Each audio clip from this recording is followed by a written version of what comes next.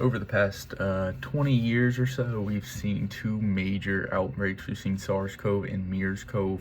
With SARS-CoV, we've seen two of them. We've seen the original SARS-CoV in 2003, and then we have SARS-CoV-2 in 2019. So basically, in this paper, it is a comparative overview of SARS-CoV-2, SARS-CoV, and MERS-CoV. We start off by an overview of the virology. The coronavirus belongs to the family that comes under the order Nidovirales, I believe it's pronounced. And furthermore, the coronavirus subfamily has four genera. It's the alpha, beta, gamma, and delta. So these are the virology. So moving on to the viral composition, the coronavirus appear in crown-like structures under the electron microscope, hence the name coronavirus, crown. And they have positive stranded RNA as their genomic material and have an outer envelope.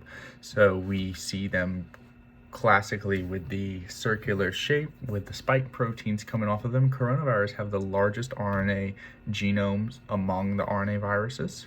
So the coronavirus genome encodes for 4 to 5 structural proteins. We have the spike protein, which is S, the membrane protein, M, envelope, E, nucleocapsid, N, and the hemagglutinin esterase, the HE proteins.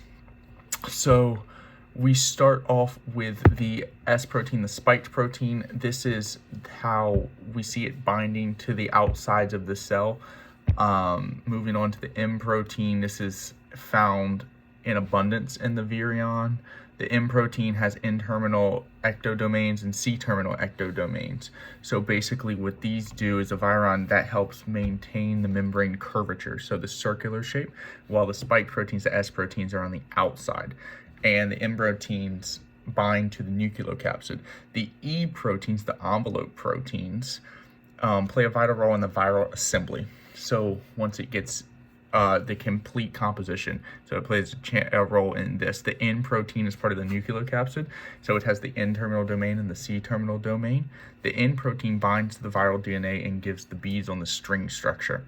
So this is the packaging signals, the binding signals, and it also has the TRSs for the two substrates for the N protein.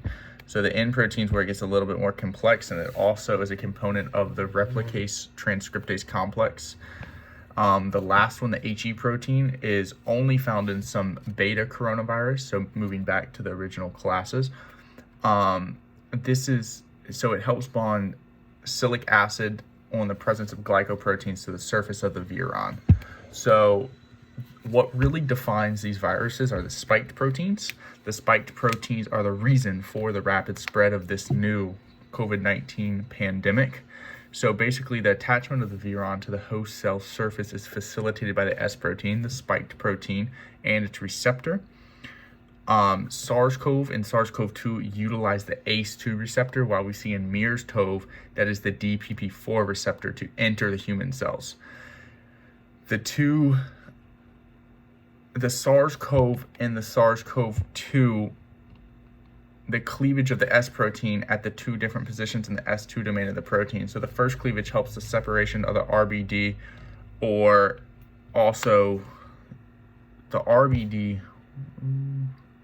The RBD is the receptor binding domain. So the first one helps in the binding to the RBD, while the second one is in the membrane fusion.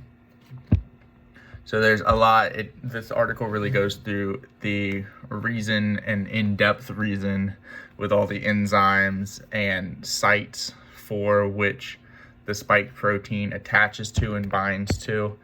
Moving further into the pathogenesis and epidemiology, the SARS outbreak originally being held in the Hotel of Hong Kong, the spillover occurred in a live animal market. So we hear how it started in a laboratory, how it was man-made. We really are still confused on the actual origin, and that could just be more of a media thing. And this was the SARS outbreak, and the MERS-CoV were found highly related to the two bat coronaviruses. And however, this was in the Middle Eastern, so we see this one through the camels more commonly. and we looked at that a little bit in the last paper as well. So it goes on to show the characteristics of patients with SARS-CoV-2, SARS-CoV, and MERS-CoV.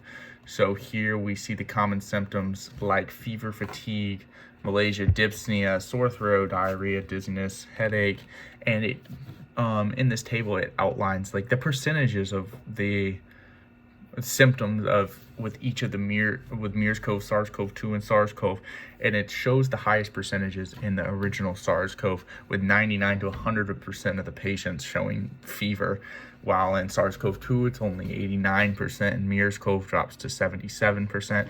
And a lot of the symptoms seen in the SARS viruses compared to the MERS are a lot of the symptoms seen in SARS are not even seen in MERS, like dizziness, headache, nausea, and vomiting, things like that.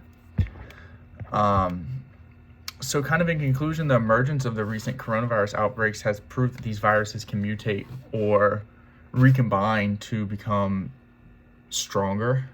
We see that in the last paper with the R factors and how they're ever changing with the different strands. So now we commonly see the Delta strand in today's environment and how it is so much more difficult to treat. This is because, as it's stated in the paper, that viruses are ever changing, they're ever mutating.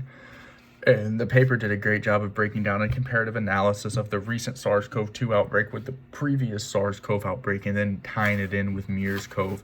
Even though they all have a different epidemiology, pathology, virology, they're all different in their own way, but they all possess the common traits of virus, and they all are seen in the same way by scientists with just minor differences and minor mutations that do different things in the human body. And it's really cool to see how now we have furon inhibitors that can serve as potential targets for the SARS-CoV vaccine, and we see the vaccine in today's world and how it is helping. It's not perfect, no vaccine is going to be perfect, but it is helping, and it's giving us a better understanding of how to really get into the virus life cycle and stop it at its roots.